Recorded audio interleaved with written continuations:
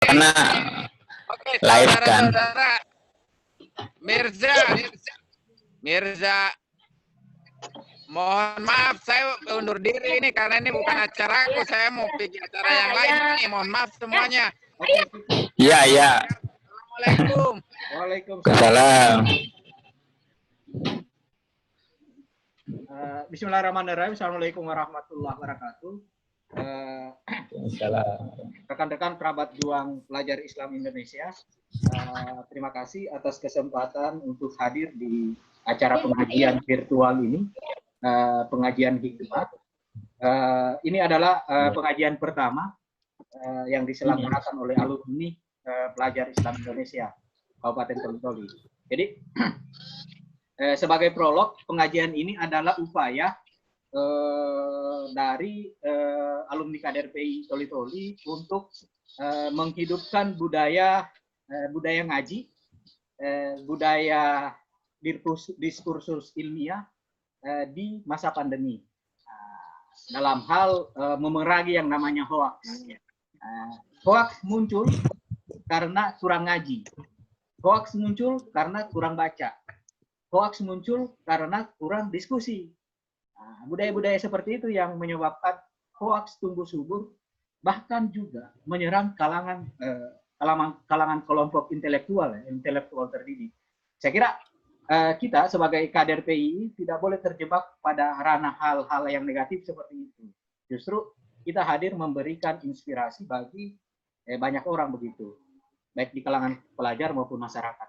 Saya kira itu saja sebagai prolog. Ya, kemudian acara pengajian disampaikan oleh Al-Ustadz Al-Mukarram Muhammad Rusdi LC. Silakan Pak Ustadz. Bismillahirrahmanirrahim. Assalamualaikum warahmatullahi wabarakatuh.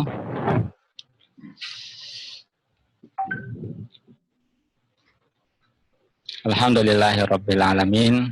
Nahmaduhu wa nasta'inuhu wa nastaghfiruh. Wa na'udzu billahi min syururi anfusina min sayyiati a'malina, may yahdihillahu fala mudhillalah wa may yudlil fala hadiyalah. Asyhadu an la ilaha illallah wahdahu la syarikalah. Asyhadu anna Muhammadan abduhu wa rasuluh. Allahumma shalli ala sayyidina Muhammad wa ala ali sayyidina Muhammad.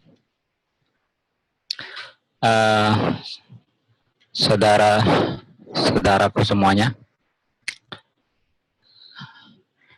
yang mengikuti acara ini, yang dimana ruang lingkupnya masih ruang lingkup PII ya, Pelajar Islam Indonesia.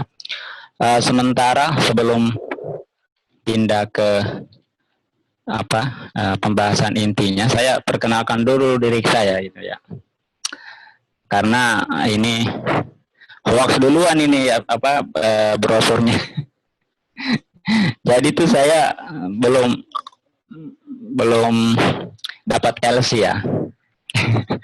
Mungkin lancar ceramah kali ini. Jadi LC-nya lancar ceramah. Jadi waktu di PI itu tahun 2000, selama SMA lah di Toli-Toli. Kelas 1, kelas 2, kelas 3 jadi ketua daerah Toli-Toli 2002-2003 ya kalau nggak salah, atau 2003-2004, 2002-2003. Selanjutnya itu saya tidak kuliah setahun, 2004 langsung ke Makassar, ke Albir Makassar yang tergabung dengan Universitas Muhammadiyah Makassar. Jadi Albir itu yang belum tahu ya, Albir itu jadi itu lembaga atau yayasan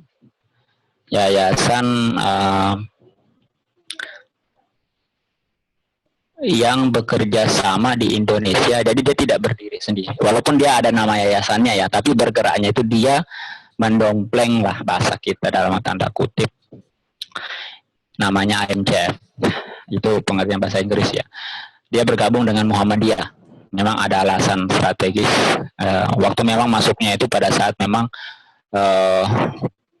masih ini ya kondisinya tidak stabil gitu ya. Jadi dia harus mendompleng. Jadi dia membuat kampus berbahasa Arab untuk belajar bahasa Arab. Jadi dan memang pada saat itu gaungnya luar biasa karena memang dia mengirim utusan ke Palu pada saat itu untuk diundang untuk kuliah di sana, dan saya tertarik untuk ikut dan saya izin dengan teman-teman di Toli, izin dengan teman-teman semua di Toli termasuk di Palu, dan itu saya ikut LAT advance training ya yang sekarang namanya. Dan itu ketemu lagi dengan orang-orang itu yang mengundang Albir itu. Alhamdulillah saya dengan 4 orang di Al Khairat Palu itu berangkat ke sana, termasuk teman kita Muhtar Launi juga alhamdulillah ikut. Dan alhamdulillah cuman di Albir itu saya katakan saya tidak selesai. Kenapa tidak selesai? Ceritanya begini. Jadi di Albir itu ya saya mungkin cuma 1,5 tahun ya untuk belajar bahasa Arabnya itu. Tapi kelebihannya kampus ini adalah bedanya dengan pesantren, karena saya backgroundnya benar-benar umum ya, SD sampai SMA itu benar-benar umum, sekolah umum, dan tidak pernah merasakan dunia pesantren ya. Jadi di Albir itu kelebihannya kita bisa berbahasa Arab dengan cepat. Karena kenapa? Karena ada native speaker. Bedanya dengan kampus yang lain Albir itu, jadi dulu ada yang heboh tempat belajar bahasa Arab yang mumpuni di Makassar itu, pertama Stibang atau teman-teman Wahda Islamiyah punya, kedua Albir. Nah, cuma kalau Stiba kan ini ya, cuman satu model ya, orang Wahda semua di situ. Kalau Albir itu tidak, dia heterogen, ada orang-orang di situ. Jadi dinamis kondisinya di sana itu. Memang udah lingkungan orang Muhammadiyah, terus di sana banyak orang tablik, di sana banyak orang Salafi yang kuliah, banyak orang, dan dosen-dosennya banyak orang PKS. Ya, terus orang-orang yang kuliah di Mesir dan backgroundnya benar-benar ikhwan banget, ikhwan muslimin, orang dari Pakistan yang dulu saya bisa katakan bertetangga dengan Afghanistan dan pada saat itu masih perang juga. Nah, sehingga saya katakan termasuk Albir itu punya native speaker bisa 3-4 orang, dan itu dikirim dari Sudan, dikirim dari Mesir, dikirim dari kebanyakan orang Sudan, dan itu murni bisa bahasa Arab. Maksudnya nggak tahu dia bahasa lain, cuma bisa bahasa Arab doang.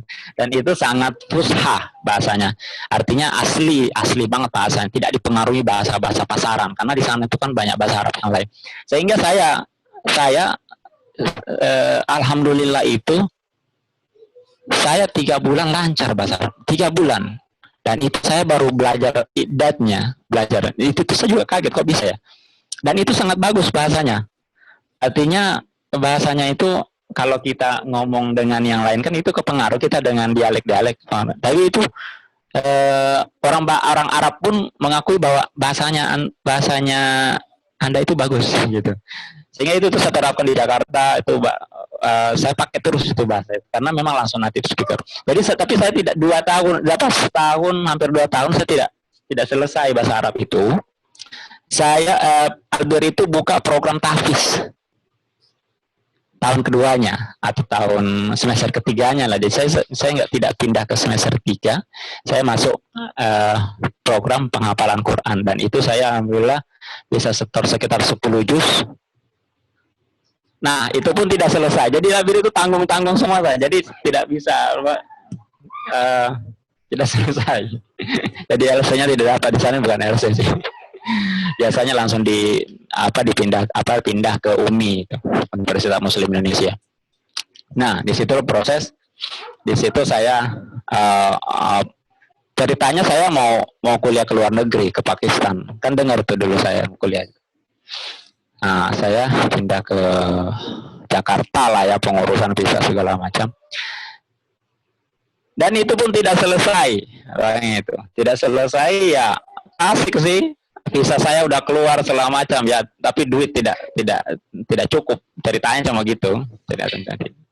Tapi saya udah kadung di Jakarta lah, ya udah, jadi saya masuklah di Almanar. Nah, kalau Almanar itu di Matraman itu, orang tahunya itu tempat kuliahnya Anies Mata, tempat yayasannya Anies Mata, tapi di sana Ustaz Anies Mata itu nggak ngajar.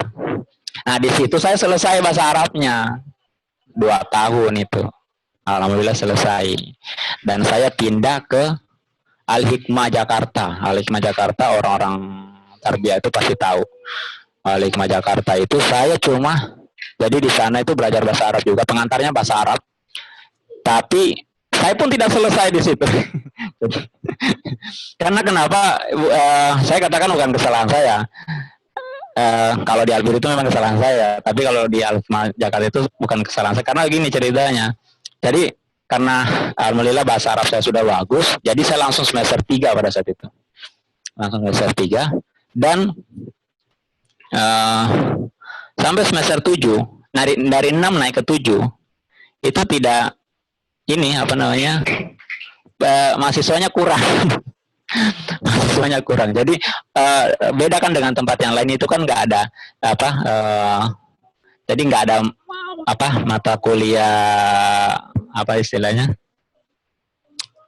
prasyarat gitu, karena di sana apa namanya, tapi kalau kita naik ke tingkat berikutnya, kalau banyak tereliminasi lah mahasiswa itu. Saya tinggal 5 orang mau naik semester 7 itu, dan dosennya bilang jangan dilanjut karena terlalu kurang. Jadi di situ mulai drop dan tahun itu pun saya menikah, jadi tidak ada proses, tidak ada usaha lagi untuk melanjutkan sampai sekarang. Jadi saya sebenarnya tidak ada LC-nya. LC-nya Jakarta itu nyarinya di Lipia Jakarta yang memang kampusnya Arab Saudi, yang memang kalau kita selesai bisa dapat LC itu. Mungkin LC-nya lancar ceram aja kali ya. Itu profil saya di Jakarta ini. Tapi kesininya saya saya tidak terlalu mendalami lagi. Misalnya kalau misalnya ada orang cerita masalah fikih ya segala macam yang lain-lainnya, saya udah tidak terlalu geluti setelah selesai di Al-Hikmah itu, karena saya lebih fokus ke Quran, tilawah, qiraahnya, karena belajar itu aja itu tuh luar biasa juga, banyak yang harus kita pelajari. Jadi saya lebih banyak ketika ngajar itu ngajar masalah seputar Quran aja, seputar Quran. Kita masuk ke materi. Hari ini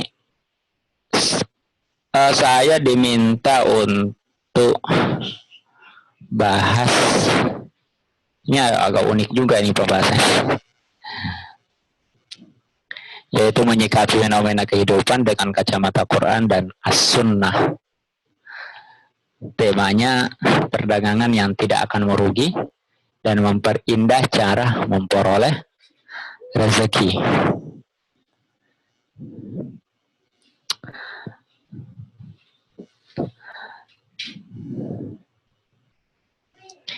Ya, kalau masalah ini yang dibahas,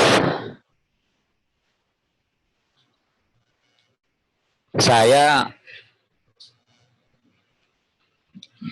tidak terlalu ini ya, paling hanya mencoba menjelaskan sedikit kali ya beberapa ayat-ayat dalam Al-Quran itu memposisikan kita sebagai manusia, seorang muslim lah ya, menyikapi kondisi kita sekarang ya, pandemi sekarang itu.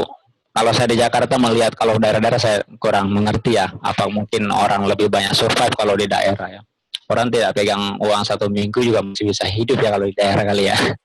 Tapi kalau di Jakarta susah dia. Jadi orang banyaknya perusahaan yang tumbang, banyak yang gulung tikar, tutup toko, dan itu ribuan yang kehilangan mata pekerjaan. Itu luar biasa. Itu sangat-sangat membuat frustasi, sangat-sangat membuat orang ini ya bisa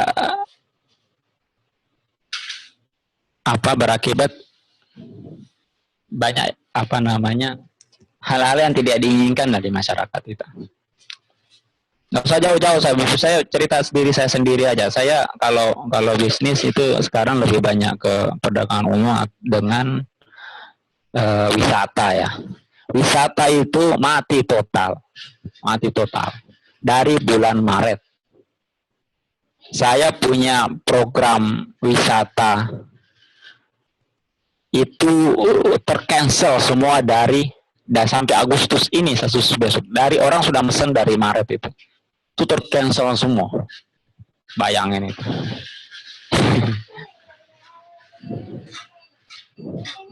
Apalagi yang memang bergerak di dunia wirausaha ya, itu luar biasa. Kalau dia punya cash flow bagus, dia masih punya tabungan lah istilah kita ya. Perusahaannya masih punya aset yang banyak. Ya mungkin masih bisa safety, dia masih bisa survival di masa pandemi ini. Tapi kalau tidak, nah kita sebagai Muslim ini gimana kita melihat hal-hal fenomena seperti ini? Jangan terlalu jauh lah kita melihatnya, dan mungkin Allah menginginkan kita untuk kembali lagi bahwa semuanya ini hanya permainan lah. Bayangkan ada satu perusahaan yang 12 tahun asetnya dibangun sedikit demi sedikit, dan bosnya mengatakan aset yang saya bangun 12 tahun itu hanya habis dalam 6 minggu di pandemi ini. Habis 12 tahun asetnya.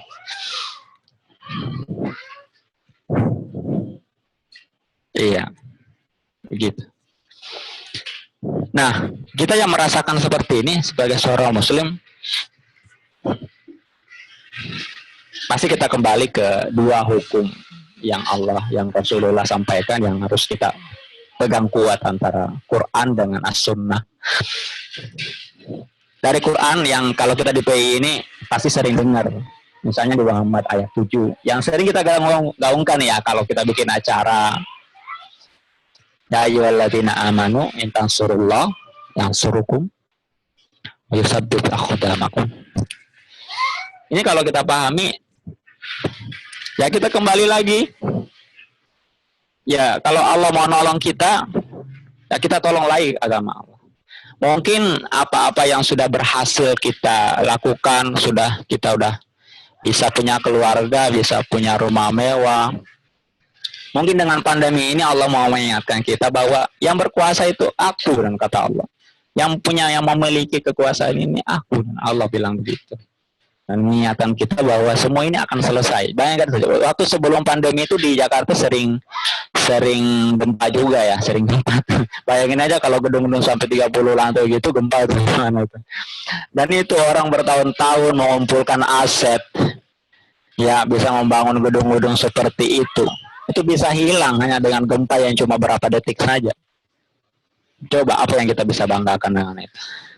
Dan orang kehilangan pekerjaan dengan pandemi seperti ini, wah ini kayak tabrak tembok itu, orang menganggapnya itu sesuatu yang luar biasa yang kena dalam kehidupan. Sehingga nggak ada kata lain, nggak ada yang bisa kita lakukan adalah kita kembali lagi sama Allah.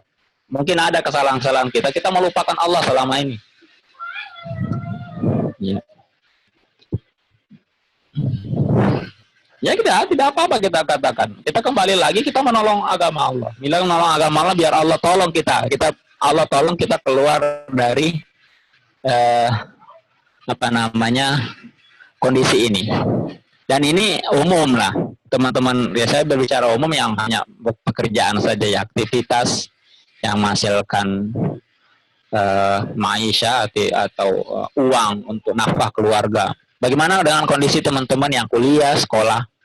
Bagaimana teman-teman yang masih beraktivitasnya mungkin yang nirlaba atau apa, semua kena. Yang tidak biasa kita daring seperti ini, yang tidak biasa online, ya terkondisikan.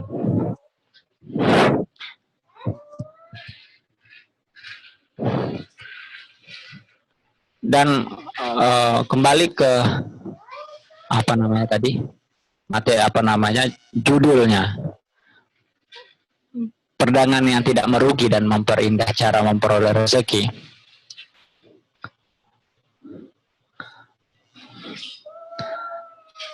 Kalau ini saya membahasnya seperti ini.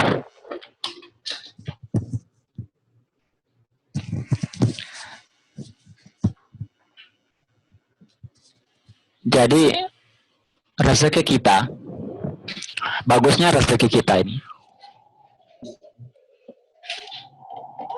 itu berbanding lurus dengan kedekatan kita dengan Allah Subhanahu wa taala. Itu mutlak. Tidak bisa dibantah. Tidak bisa kita membuat analogi yang lain atau pemisalan yang orang mau mengelak dari teori ini. Dan berangkat dari ayat tadi, intan surullah yang surukum wa yusabbit aqdamakum. Kalau Allah mau menolongmu, dekati Allah, tolong agama Allah. Artinya ini general kita memaknai. Artinya tolong bukan berarti kita bersedekah kemana-mana apa segala macam, itu spesifik aja. Tapi secara umum artinya kita mendekat lagi sama Allah. Kita tunaikan hak-hak Allah, ibadah yang mungkin hanya fokus pada yang wajib-wajib saja. Ya, kita tambah dengan hal-hal yang sunnah. Semakin banyak ibadah kita, jaminan untuk mendapatkan pertolongan Allah semakin besar. Itu aja teorinya.